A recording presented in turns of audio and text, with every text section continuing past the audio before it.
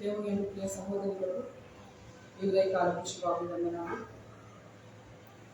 మొదటిగా మనం వాక్యాన్ని ధ్యానించుకొని దేవుడు మనతో మాట్లాడాలి అని మనం ప్రార్థన చేసుకొని ఈ ఉదయకాలపు ప్రార్థన వాక్య ధ్యానాన్ని ప్రారంభించుకున్నాం.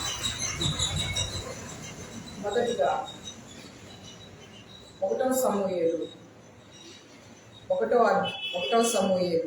25వ అధ్యాయం 2వ వచనం నుండి కొన్ని 1 సమూయేలు గ్రంథము 25వ అధ్యాయము 2వ వచనం నుండి కొన్ని వచనాలు. కర్మేలులోని మాయోను నందు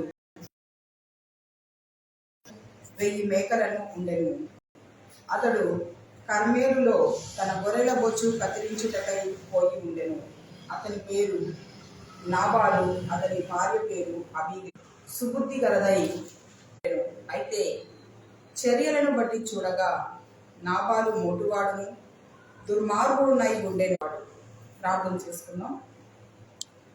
దేవుడు మనతో ఉదయకాల సమయంలో మాట్లాడాలి అని ప్రియ సహోదరి నువ్వు ఏ స్థలమందు ఉన్నప్పటికీ కూడా నాతో కలిసి ఉదయకాల సమయంలో ఈ ప్రార్థనలో ఏకీభవించాలని కోరుకుంటున్నాను. ప్రార్థన. మహాపరిశుద్ధుడా, ప్రేమ కలిగిన దేవ, యేసయ్యా, మీ ఘనమైన నామంలో మీకు వందనాలు, స్తుతులు, స్తోత్రాలు తండ్రి. ప్రభువా, ఈ ఉదయకాల సమయంలో నాయన తండ్రి అయ్యా, ఈ వాక్య భాగము ద్వారా మీరు మాతో మాట్లాడమని మిమ్మల్ని వేడుకుంటున్నాము తండ్రి. అయ్యా, ఏ పాటి వారమని తండ్రి మమ్మల్ని జ్ఞాపకం చేసుకున్నారు ప్రభువా, మీకే వందనాలు. నిష్ప్రయోజకురాలను ప్రభువా, అయా ఈ సమయంలో నాయన తండ్రి నన్ను మీ నోటి పూరగా మీరు నిలబెట్టుకోమని, వాక్యాన్ని అర్థం చేసుకునే జ్ఞానము, వాక్య ప్రకారం జీవించే మనస్సు మాకు దయచేయమని యేసయ్యా పరిశుద్ధ నామంలో అడిగి వేడుకొచ్చున్నాము తండ్రి. ఆమేన్. ప్రియ సహోదరి, చదవబడిన వాక్య భాగంలో కర్మేలులోని మాయోను నందు ఆస్తి గలవాడొకడు ఉండేను. అతడు బహుభాగ్యవంతుడు. అతనికి అనేకమైన గొర్రెలు, ఎడ్లు, మేకలు ఉన్నట్లు వాక్య భాగంలో మనము ధ్యానించాము. ఇతని భార్య పేరు అబీగయి. ఈమె గురించి పరిశుద్ధాత్మ దేవుడు రాయించాడు. ఈ స్త్రీ సుబుద్ధి గలదై రూపసి అయి ఉండేను. అయితే చర్యలను బట్టి చూడగా నాబాలు మోటువాడును దుర్మార్గుడునై ఉండేను. మనము ప్రియ సహోదరి సాధారణంగా మనము గమనించినప్పుడు ఏ స్త్రీకైనా అందమైన రూపము, రంగు ఉంటే ఒక విధమైన గర్వము కలిగిన స్వభావంతో ఉంటారు. అంతేకాకుండా ఈమె సుబుద్ధిగా కూడా ఉంది. అంటే ఒక మంచి బుద్ధి కలిగి ఉంది. అదే సమయంలో రూపసి కూడా అయింది. అయినా కానీ ఈమెలో ఏమాత్రము గర్వము లేదు, హెచ్చింపు జీవితము లేదు. బహు తగ్గింపు కలిగి ఈ అబీగయిలు జీవిస్తుంది. ఈ సందర్భం ఏమిటి అని మనం ఆలోచన చేస్తే 1 సమూయేలు గ్రంథము 25వ అధ్యాయాన్ని మనము జాగ్రత్తగా పరిశీలన చేసి వాక్య భాగాన్ని చదివినట్లయితే దావీదు సౌలు వద్ద నుండి తరమబడి సౌలు వద్ద నుంచి దూరంగా జీవిస్తున్న సమయం. దావీదైతే చిన్నతనంలోనే గొలియాతుని చెప్పాడు, తెలుసు కదమ్మా. అయినా కానీ దేవుని చేత అభిషేకించబడిన వారిని నేను తాకకూడదు అని ఒక మంచి నిర్ణయము తీసుకొని దావీదు సౌలు వద్ద నుంచి దూరంగా పారిపోతున్నాడు. ఆ సమయంలో దావీదు వద్దకి అనేకులు కూడా వచ్చి చేరారు. వాళ్ళ ఇబ్బందులను బట్టి అనేకులు దావీదు వద్ద చేరి ఉన్నారు. ఆ యొక్క దావీదుతో పాటు ఉంటున్న ఆ యొక్క వ్యక్తులు ఉంటున్న ఆ యొక్క ప్రదేశంలో నాబాలు యొక్క ఎడ్లు, గొర్రెలు ఇవన్నీ కూడా ఉన్నాయి. ఆ అరణ్య ప్రాంతంలో ఆ యొక్క క్రూర మృగాల నుండి రక్షణ కల్పిస్తున్నాడు దావీదు, అతని వద్ద ఉన్నవారు. నాబాలు యొక్క పశు సంపదను దావీదుకి ఒక మాట వినబడింది. నాబాలు తన గొర్రెల బొచ్చు కత్తిరించుచున్నాడు. అంటే అతనికి సంపద వచ్చే సమయం. అది ఒక పండగ వాతావరణం లాంటిది. ఆ మాట వినబడినప్పుడు దావీదు తన యొద్ద ఉన్న పనివారిని కొంతమందిని నాబాలు వద్దకు పంపించాడు. ఒక శుభదినాన మేము వచ్చాము కదా, మాకు ఏమైనా తినడానికి ఏర్పాటు చేస్తే బాగుండిద్ది అని మీరు అడగండి. దానికంటే ముందు నాబాలుని కలిసి కుశల ప్రశ్నలు అడగండి. ఆ యొక్క పనివారు వచ్చి నాబాలుకి యొక్క మాటలు చెప్పినప్పుడు నాబాలు ఎంతో గర్వించాడు. దావీదు ఎవరు, యెషై ఎవరు? యజమానుల నుండి పారిపోయిన వారికి నా యొక్క సంపదలు నేనెందుకు ఇవ్వాలి, ఇవి నావి అని గర్వించాడు. వచ్చిన వారిని తిరస్కరించి పంపివేశాడు. ఆ యొక్క దావీదు యొక్క పనివారు ఈ మాటలు దావీదుకి చెప్పినప్పుడు దావీదు ఒక నిర్ణయం తీసుకున్నాడు. నేను ఇంత మేలు చేశాను కదా, నాబాలు యొక్క ఆ యొక్క సంపదను నేను కాపాడాను కదా, అయినా కానీ ఈ విధంగా మాట్లాడా, మమ్మల్ని ఈ విధంగా అవమానపరిచాడా, ఇక నాబాలు క్షమాపణ లేదు. అతని ఇంటిలో ఒక్క మగవాడు కూడా బ్రతికి ఉండటానికి వీల్లేదు అని తన వద్ద ఉన్న ఆ యొక్క మనుషులను తీసుకొని నాబాలు మీదకి బయలుదేరాడు. అదే సమయంలో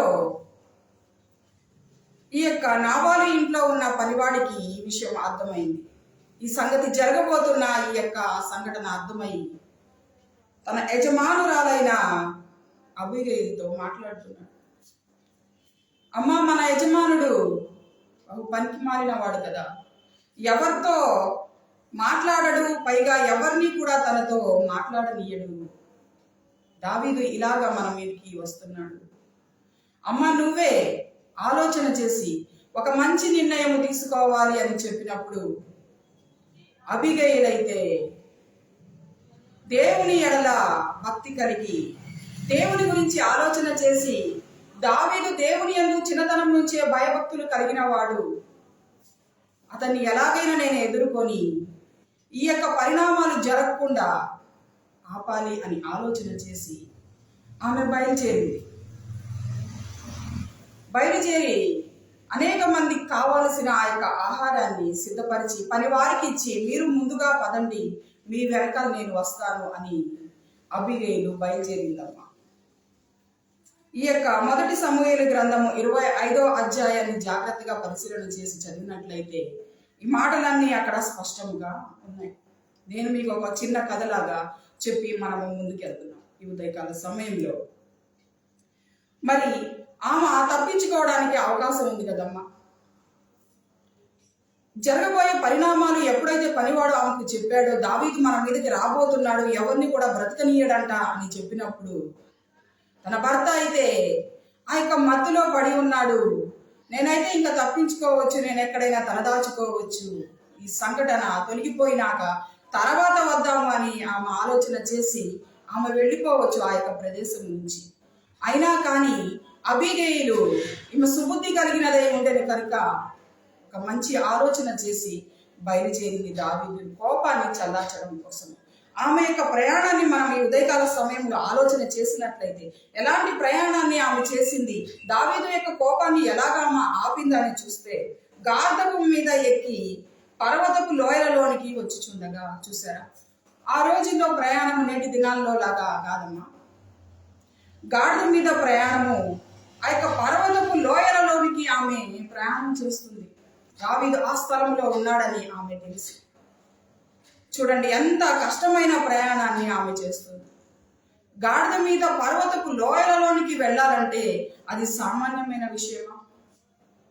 ఆ ప్రయాణంలో ఎంత కష్టం ఉండిద్ది. ఆ లోయల్లో గాడిద మీద ప్రయాణం చేయడం అంటే బహుభారము కలిగిన ప్రయాసతో కలిగిన ప్రయాణం.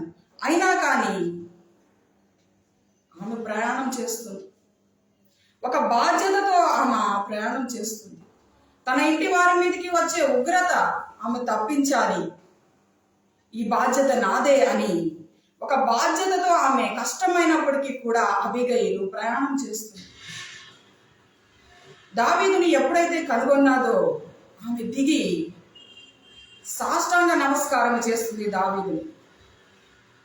ఈ తప్పు నాదని ఎంచు, నీ పనివారు వచ్చినప్పుడు వాడు నా కంట పడలేదయ్యా, లేకపోతే వాడు కావాల్సినవన్నీ నేను ఇచ్చి పంపించేదాన్ని.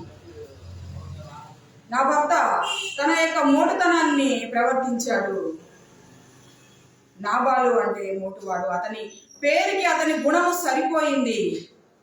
కానీ ఈ తప్పు నాదని ఎంచు, జరగబోయే పరిణామాలు ఆపమని, ఇంటి వారిని క్షమించుమని ఆమె ప్రాధేయపడుతుంది.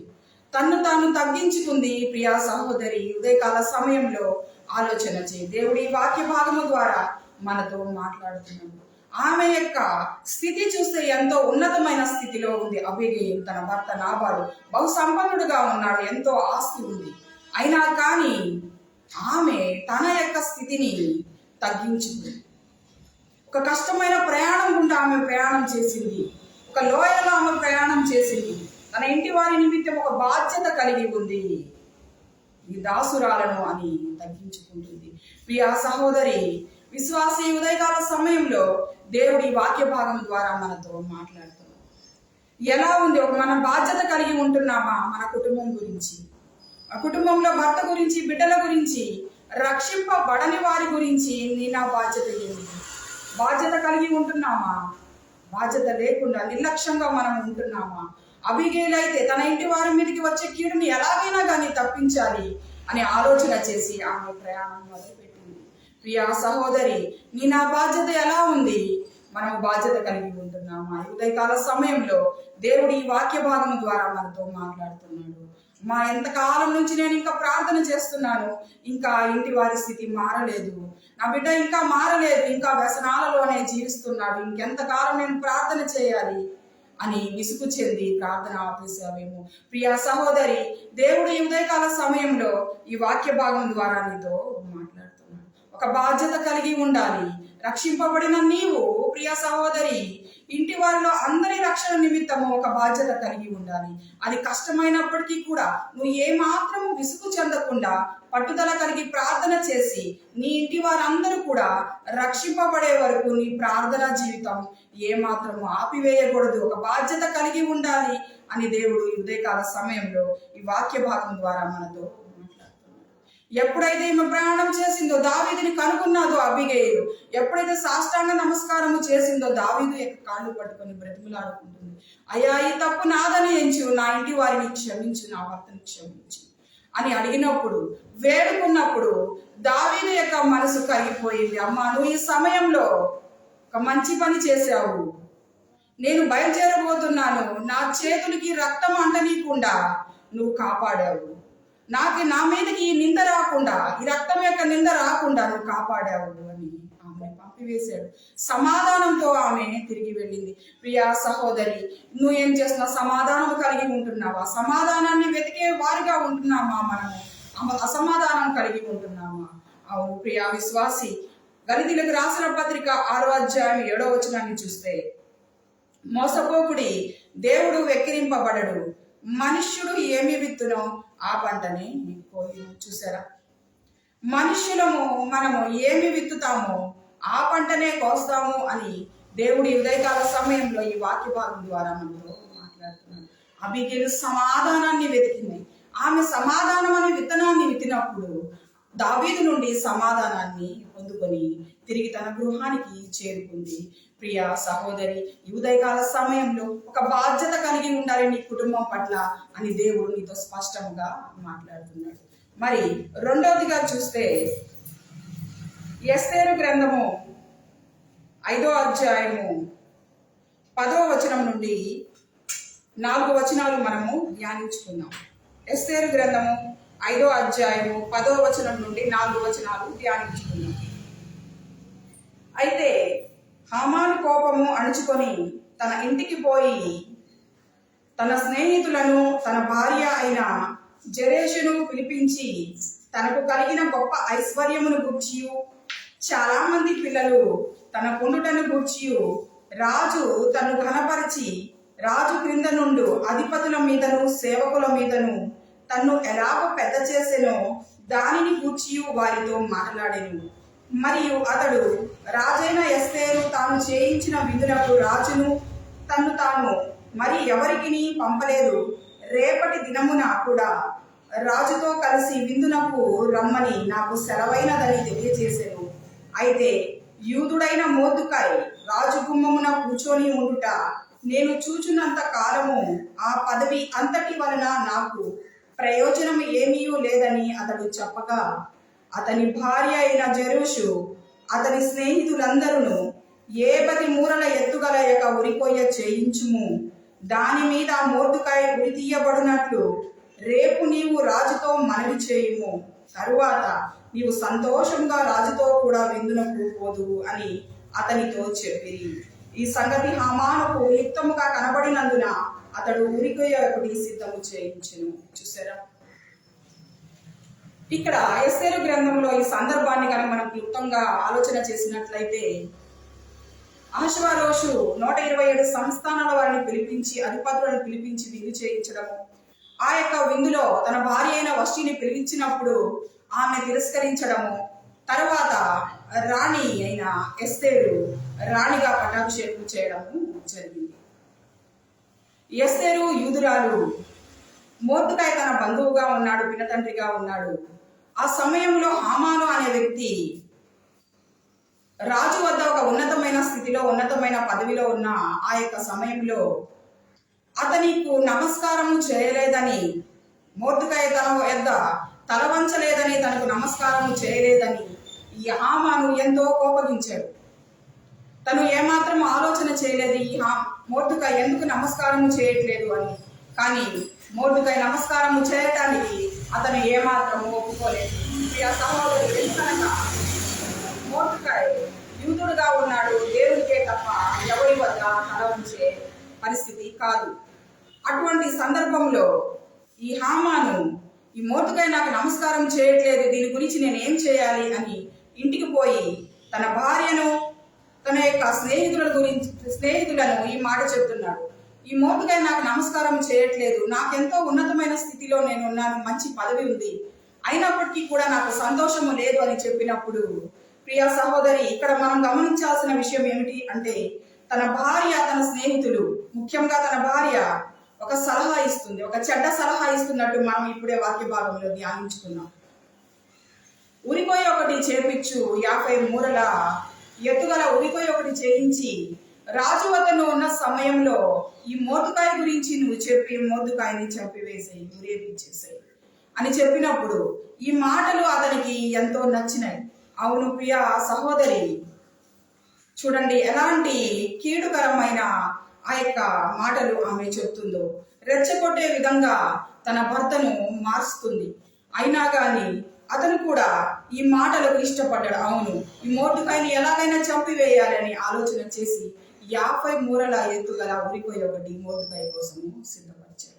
ప్రియ సహోదరి, ప్రియ విశ్వాసి, దేవుడి ఉదయకాల సమయంలో మనతో స్పష్టంగా మాట్లాడుతున్నాడు. బహుశా ఈ యొక్క జెరూషు యొక్క హామాను యొక్క భార్య తన భర్త ఎప్పుడైతే మొర్దెకై గురించి చెప్పాడో, బహుశా ఈమె ఒక మాట చెప్పి ఉంటే బాగుండేదేమో కదా.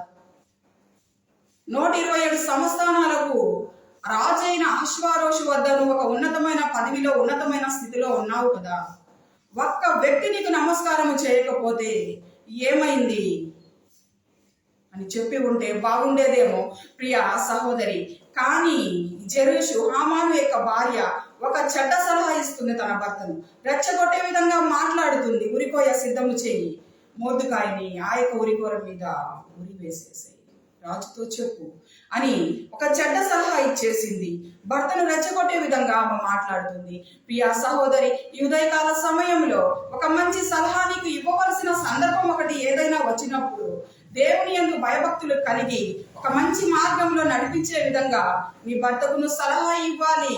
రెచ్చగొట్టే విధంగా భర్తను పురికొల్పకూడదు అని దేవుడు ఈ ఉదయకాల సమయంలో మనతో ఈ వాక్య భాగం ద్వారా మాట్లాడుతున్నాడు. కీడును విత్తినట్లు మనకి ఇక్కడ స్పష్టముగా కనబడుతుంది. ఇదే 10వ అధ్యాయము 25వ వచనాన్ని చూస్తే, ఎస్తేరు రాజు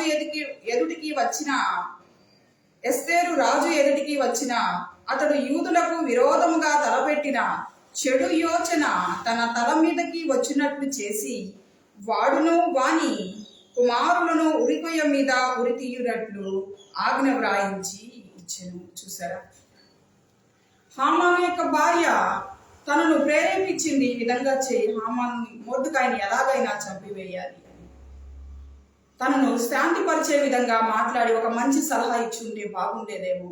తన భర్తతో పాటు 10 మంది కుమారులను కూడా ఆమె కోల్పోయింది.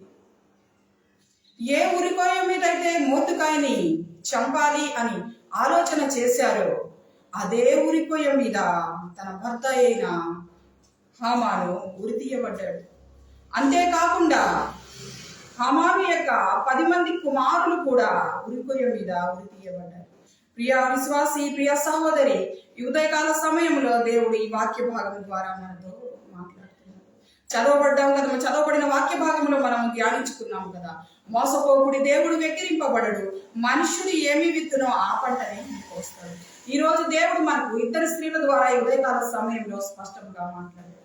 ఒకటి, అబీగయీలు తన భర్త మీదకి, తన ఇంటి వారి మీదకి వచ్చే కీడును ఆపటానికి ఆమె ఎంతో ప్రయాసపడింది. ఒక బాధ్యత కలిగిన స్త్రీగా ఆమె ప్రవర్తించింది. దావీదు ఎదుటికి వెళ్ళినప్పుడు ఆమె తన స్థితిని తగ్గించుకొని దావీదు కాళ్ళు పట్టుకొని ఆమె ప్రాధేయపడుతుంది. నా ఇంటి వారిని క్షమించు, నా భర్తని క్షమించు, నువ్వు చేయవలసిన ఈ కీడు, నువ్వు ఏమైతే కీడు చేయాలనుకుంటున్నావో దాని నుండి నువ్వు మరలించుకో, నీ కోపాన్ని ఆపివేసే, నా కుటుంబం మీదకి నెమ్మది రాని అని బ్రతిమలాడుకుంది. నెమ్మదిని, సమాధానాన్ని ఆమె వెతికింది. సమాధానం అనే విత్తనాన్ని ఆమె విత్తింది. అబీగయీలు సమాధానాన్ని పొందుకొని తిరిగి తన గృహానికి చేరుకుంది. ఇక్కడైతే ఈ యొక్క హామాను భార్య జెరూషు అయితే కీడును విత్తింది. ప్రియ సహోదరి, కీడును విత్తినప్పుడు ఆమె సమాధానం అనే పంటని ఎలాగ కోసింది? కీడును విత్తినప్పుడు కీడు అనే పంటని కోసింది. తన భర్తను ఒక మంచి ఆలోచన, ఒక మంచి సలహా ఇచ్చే సందర్భం ఆమెకి వచ్చినప్పటికీ కూడా ఆమె ఏమాత్రం వెనకాడకుండా కీడు చేయాలి అనే విధంగా తన భర్తను మార్చేసింది. పర్యవసానంగా ఆమె తన భర్తను కోల్పోవడమే కాకుండా 10 మంది కుమారులను కూడా కోల్పోయింది. ప్రియ సహోదరి, ఎలాగా ఉంది మన స్థితి? సమాధానాన్ని మనం విత్తుతున్నామా, కీడును విత్తుతున్నామా? ఈ ఉదయకాల సమయంలో సమాధానం కలిగి మనం ఉండాలి. మనకు సమయం వచ్చినప్పుడు ఒక మంచి సలహా ఇంటి వారికి ఇవ్వాలి, బాధ్యత కలిగి ఉండాలి అని దేవుడు ఈ ఉదయకాల సమయంలో మనతో మాట్లాడుతున్నాడు.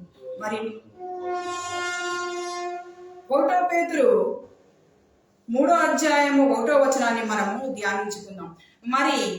మరి భర్త చెడు వ్యసనాలలో ఉన్నాడు, ప్రార్థన జీవితానికి దూరంగా ఉన్నాడు, నేను ఎలాగ చేయాలి, ఎంతకాలము ప్రార్థన చేయాలి, ఎంతకాలము నేను తగ్గింపు జీవితాన్ని కలిగి ఉండాలి అని ఒకవేళ ప్రియ సహోదరి ఉదయకాల సమయంలో ఆలోచన చేస్తున్నావేమో, దేవుడు ఈ వాక్య భాగం ద్వారా నీతో మాట్లాడుతున్నాడు.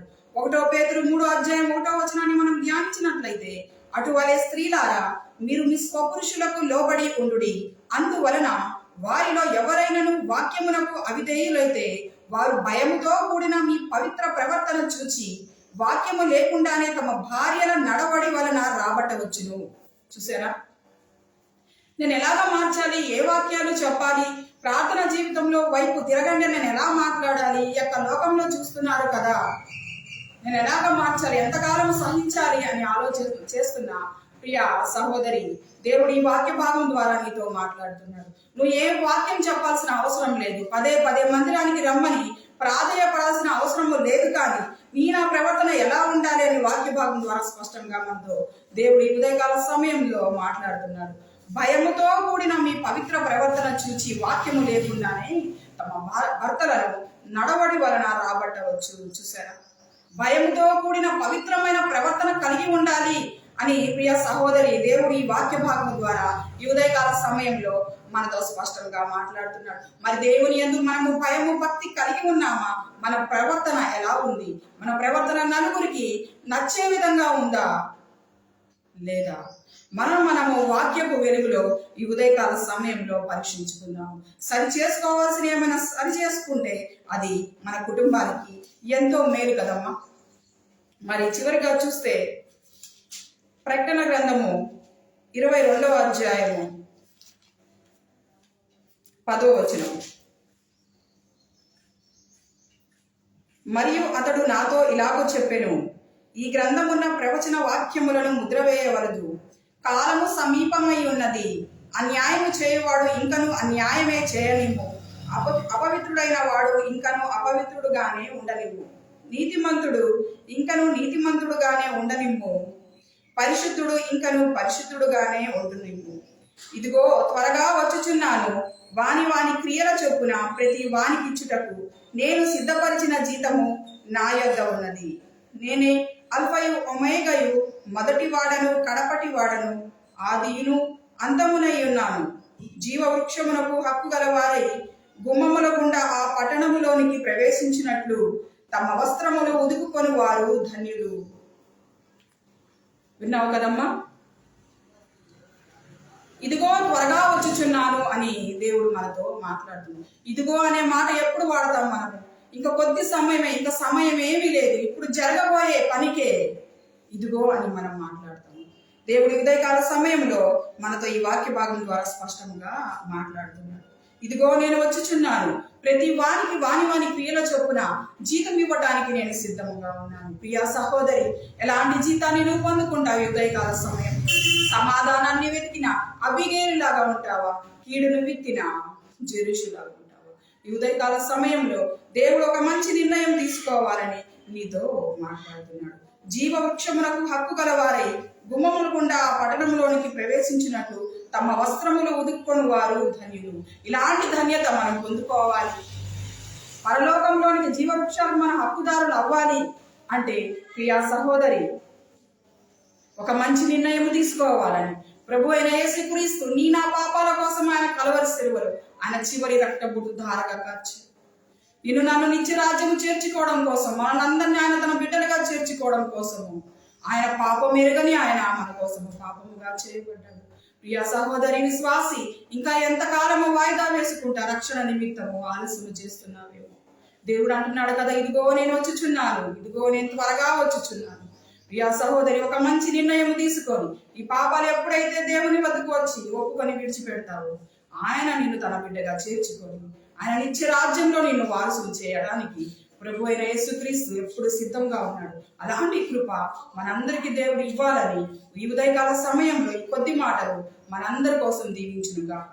ఆమె ప్రార్థన చేసుకుందాం. మహాపరిశుద్ధుడా, ప్రేమ కలిగిన దేవా, జీవాధిపతి, సర్వాధికారి, సర్వసత్య సంపన్నుడా, సర్వకృపానిధి, మీ ఘనమైన నామంలో మీకు వందనాలు, స్తుతులు, స్తోత్రాలు ప్రభువా.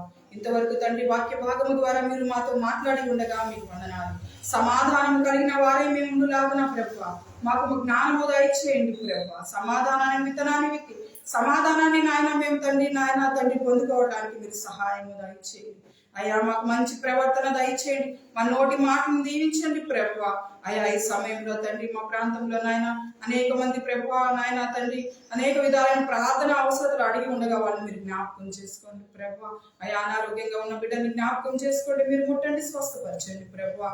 అయ్యా తండ్రి, వివాహాల నిమిత్తం ప్రభువా బిడ్డలు నాయన ప్రార్థన అవసరాలు అడిగి ఉండగా నాయన తండ్రి వాళ్ళకి నాయన సమయానికి ప్రభువా నాయన సాటి అయిన సహాయం మీరు దయచేయమని మిమ్మల్ని వేడుకుంటున్నాను తండ్రి.